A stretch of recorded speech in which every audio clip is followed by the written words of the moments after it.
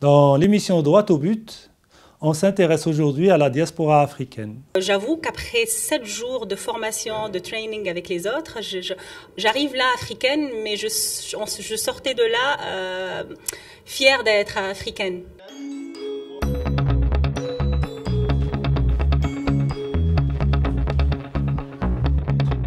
Un premier événement du genre s'est organisé à l'Assemblée générale d'Adine, African Diaspora Youth Network in Europe.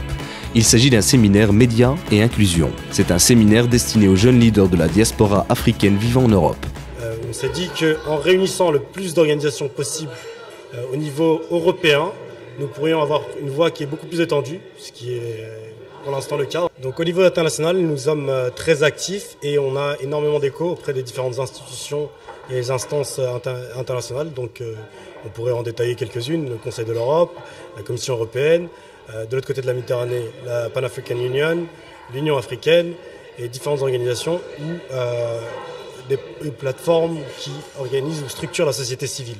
Mais dans tout ceci, nous trouvons des organes de l'ONU, sous différents aspects, parce que nous on traite donc de la diaspora africaine, donc ça touche aussi bien les différentes diasporas, les réfugiés, le statut social des immigrés et des minorités. Il s'avère que nous sommes beaucoup plus outillés, nous la diaspora africaine vivant en Europe, pour comprendre donc les sociétés africaines et les sociétés européennes. Je suis membre aussi de l'FNJ, c'était la National Youth Council de l'Italie qui s'occupe de la politique de la jeunesse et donc je suis aussi membre de l'FNJ et je suis la représentante de d'ADIN Italie, l'African Diaspora Youth Network. Et le but d'ADIN, c'est de donner voix à ces jeunes africaines et de renforcer la coopération entre l'Europe et l'Afrique. Et c'est aussi d'essayer de trouver des solutions et des moyens d'améliorer la situation des immigrés et surtout les immigrés jeunes. ADIN est un réseau avec, on a rencontré 30 jeunes enthousiastes vivant en Europe mais qui proviennent de l'Afrique.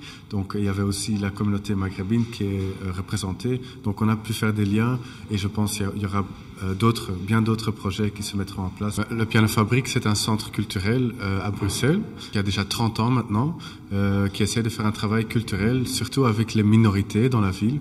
Donc on essaie de faire un travail sur l'interculturalité, essayer de trouver, d'utiliser la culture comme moyen de travailler. On essaie de renforcer les minorités avec les instruments pour se représenter eux-mêmes.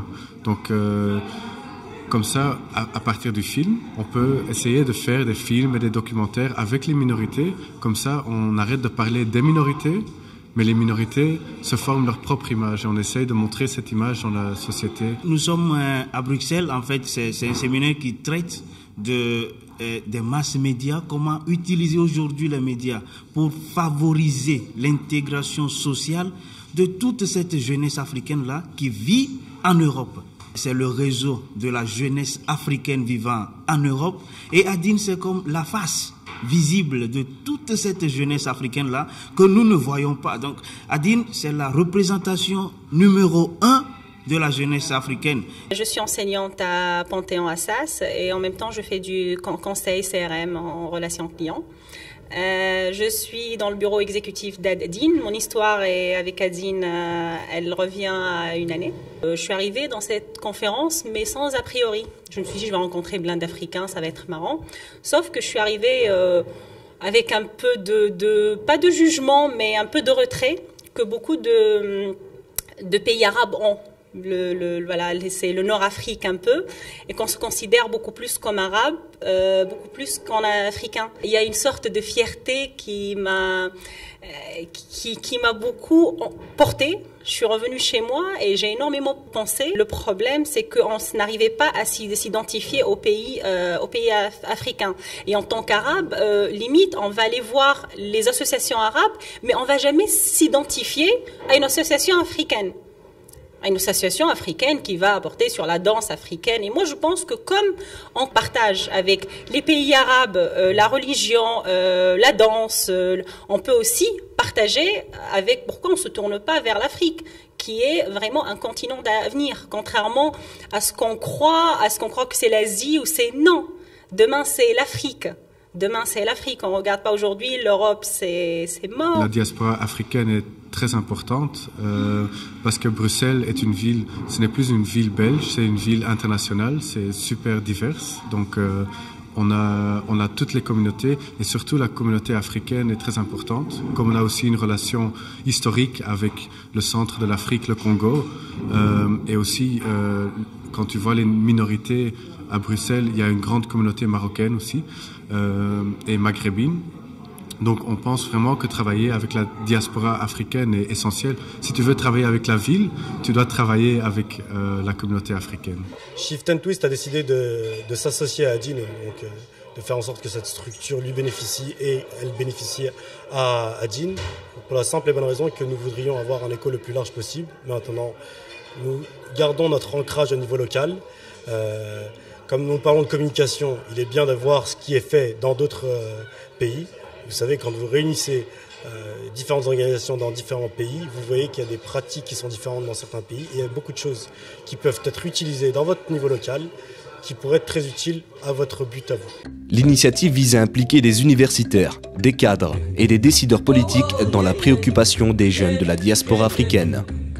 Les organisateurs ont mis l'accent sur la citoyenneté, l'identité et les spécificités de ces populations. C'est une plateforme pour la diaspora africaine en Europe qui travaille sur le développement en Afrique, sur les projets de développement en Afrique.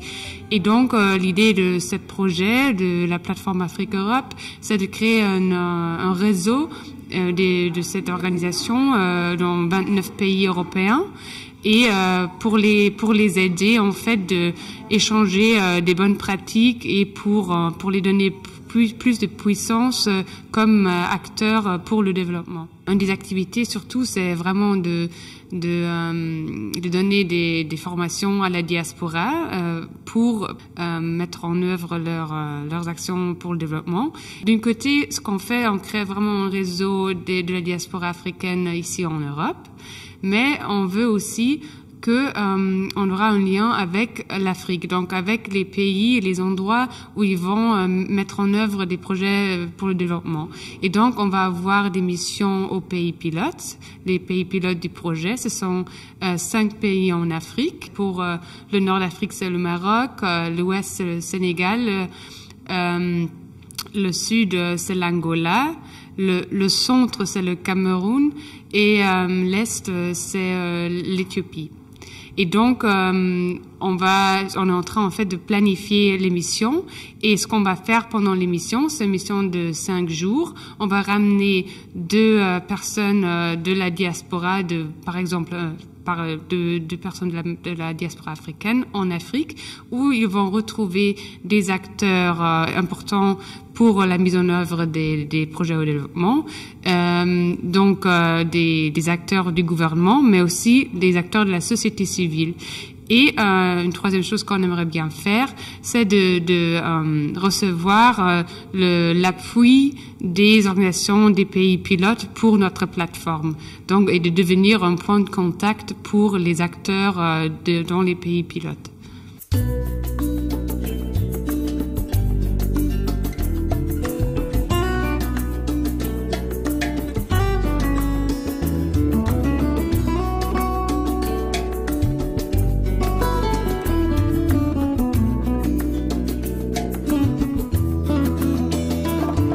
TMF par rapport à Adine, c'est vraiment de porter des projets, notamment la TMF, elle travaille en étroite collaboration avec des associations locales au Maghreb, donc au Maroc, en Algérie et en Tunisie. Et ce qu'on voudrait, c'est qu'on ait le support et l'expertise d'Adine à l'échelle européenne pour pouvoir mettre en place justement des projets dans ce sens-là pour aider la jeunesse africaine. Et, au bord de la Méditerranée, on a des coopérations nord-sud, mais on est africain. Donc moi je serai de plus en plus contente avec Adine d'emmener des jeunes dans nos formations, d'en parler autour de nous, d'avoir une force.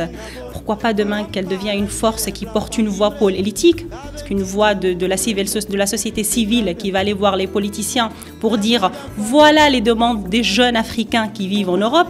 Parce que les jeunes Africains qui vivent en Europe, et je suis désolée de le dire aussi bêtement ou aussi, on n'est pas que des jobless, on n'est pas que des gens qui n'ont pas de travail et qu'on est le problème de tous les maux de l'Europe. C'est le discours qui est dit par la droite dans toute l'Europe. Alors que non, c'est le temps de montrer le nouveau visage de l'Afrique et le vrai visage de l'Afrique.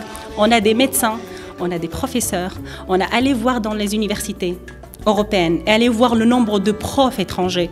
Dans la recherche, aller voir le nombre d'articles qui est produit dans ces sociétés. Et moi, je crois à cette force. Parce que je crois aussi que tout passe par l'éducation. J'ai participé à cette rencontre-là où on voit plus de 400 jeunes venus de plusieurs points de l'Europe.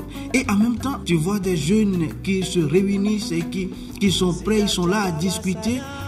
Et tu te dis que non, ces gens-là, ce sont les futurs leaders des Nations Unies. À partir de ça, nous allons représenter Adine en Espagne.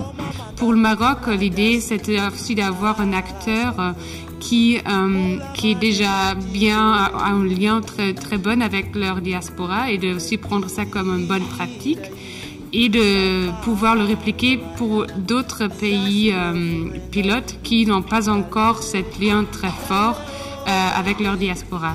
Et également, on voulait aussi avoir des pays où on parle des langues différentes. Ça veut dire qu'on a des pays plutôt francophones, des pays anglophones et aussi avec l'Angola, un pays lusophone. Quand on propose nos activités à nos jeunes, on arrive à ratisser énormément de personnes. Mais bon, maintenant, le but est de pouvoir influencer les politiques de jeunesse en Europe. Mais nous avons vu que en Afrique aussi c'était possible, dans le sens où il y a de plus en plus de relations euro-africaines. En tout cas, il y a cette volonté de l'Europe d'aller vers l'Afrique et de l'Afrique d'aller vers l'Europe.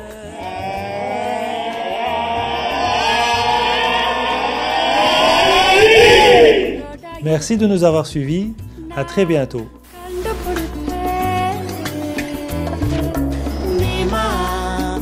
Cinema.